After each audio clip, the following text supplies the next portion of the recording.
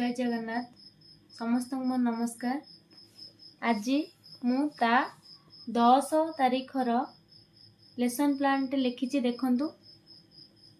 Fast period रे अछि गणित खेल आम चारि पाखरे थिबा आकृति। एथिपे मु येलो कोड पकेछि M 208 लर्निंग आउटकम रे शिक्षार्थी माने पार्श्व शीर्ष और धार विषय रे जानिबे।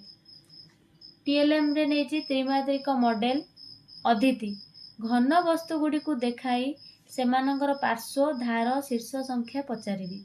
बोध 1 2 3 किंबा कोनोसी शीर्ष नथिया वस्तु गुडिक विषय रे आलोचना। अभ्यास प्रसंग आधारित प्रश्न प्रयोग जीके किट रे थिबा कागज जाल को नेई विभिन्न प्रकार वस्तु तैयारी करिवे। प्रसार माटी किंबा चकटा होइतिबा मैदा व्यवहार करी वस्तु तैयारी करिवे। तापर तृतीय क्लास रो गणित मेला विषयटी होची द्विशतक ता पई येलो कोड अछि M 302 लर्निंग आउटकम स्थानीय मानर धारणा पाइबे। एथि पई TLM निया जायछि अबाकस टेबल। तापर अदिति रे संख्या रे डेई डेई 100 रे पहुंचीबे। बोध संख्या संपर्कित कार्य कराइबी। अभ्यास जोग और वियोग करिवे। प्रयोग रे फूल पाखुड़ा रे सठिक संख्या लिखिबे। तापरे प्रसार 40 रे केते मिसले 100 हबो, केते रे 70 मिसले 100 हबो, 50 रे केते मिसले 100 हबो लिखिबे। तापर थिला अष्टम क्लास रो गणित प्रकाश घनर खेल ता पई मु येलो कोड पकेछि M 805 लर्निंग आउटकम रे शिक्षार्थी माने घातांकीय पद मानकर समतुल्य रूप कहिबे। TLM रे बही तापर अदिति 2 रो घात आकार रे 2 रो घात 100 हरण 2 रो घात 25 रो मान केते हबो कहिबे। बोध घातांकीय पद गुडिकर समतुल्य रूप विषय रे आलोचना। अभ्यास 10 रो 3 घात समान 1 विभक्तक 10 रो -3 घात लिखि परिबा कि नाही एई विषय रे प्रयोग पद गुडिकर समतुल्य रूप लिखिबे। तापर अछि प्रसार सरल कर एठी किछि प्रश्न दिया जायछि से माने घरु करिके आनिबे। तापर रहितला षष्ठ क्लास रो जैस्मिन बही the raven and the fox ता पई मु येलो कोड पकेछि EN 607 learning outcome students will explain the moral of the poem. तापर देखंतु अदिति make sentences using pride and admiring. तापर बोध discuss the moral of the story. तापर अभ्यास write the moral of the story in own word. पिला माने तांको निज वर्ड रे लिखिबे मोरल स्टोरी। प्रयोग रे किछटा क्वेश्चन थिला टेक्स्ट बुक रो से माने करिवे।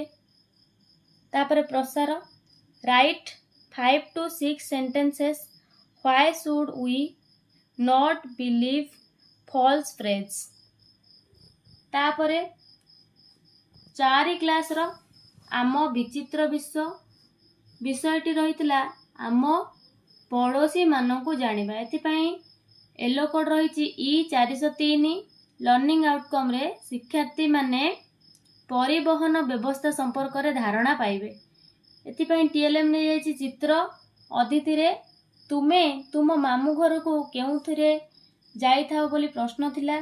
तापरे बोध विभिन्न परिवहन व्यवस्था संपर्क रे धारणा। अभ्यास परिवहन व्यवस्थार पूर्व एवं एबर तुलना करिवे। तापर प्रयोग पृष्ठा 22 और 23 रो प्रश्नोत्तर करिवे। प्रसार 5टी परिवहन माध्यमर नाम लिखिके आनिबे। तापर थिला पंचम क्लास रो आम विचित्र विषयटी होची एक नदीर कहानी। एहा पई येलो कोड अछि E 505 शिक्षार्थी माने बन्या समयर सतर्कता विषय रे जानिबे। ସେଥିପାଇଁ ବନ୍ୟାର ଚିତ୍ର ଦିଆଯାଇଛି। ଅଦିତି, ଗଛ ନଥିଲେ ଜଳ କାହିଁକି ଦ୍ରୁତ ଗତିରେ ପ୍ରଭାବିତ ହୋଇ ବନ୍ୟା ହୋଇଥାଏ। ତାପରେ ହେଲା ବୋଧ, ବନ୍ୟା ସମୟରେ ସତର୍କତା କ'ଣ ସବୁ ଅବଲମ୍ବନ କରିବେ ଜାଣିବେ। ଅଭ୍ୟାସ, ବନ୍ୟା ହେଲେ ତୁମେ କି ପଦକ୍ଷେପ ନେବ। ତାପରେ ରହିଲା ପ୍ରୟୋଗ, ବନ୍ୟା ସମୟରେ, ବନ୍ୟା ପୂର୍ବରୁ ଏବଂ ବନ୍ୟା ପରେ କ'ଣ କ'ଣ ସତର୍କତା ଅବଲମ୍ବନ କରିବେ ଲେଖ। ତାପରେ ରହିଲା ପ୍ରସାର, ବନ୍ୟା ବିପର୍ଯ୍ୟୟ ମୁକାବିଲା ପାଇଁ ଏକ ଜରୁରୀକାଳୀନ ରକ୍ଷା କିଟ୍ର ତାଲିକା କର। ତାପରେ ଥିଲା ସପ୍ତମ କ୍ଲାସର ଭାରତ ଓ ଆମ ପୃଥିବୀ, ବିଷୟଟି ହେଉଛି ଭାରତର ଭୌଗୋଳିକ ବିବିଧତା।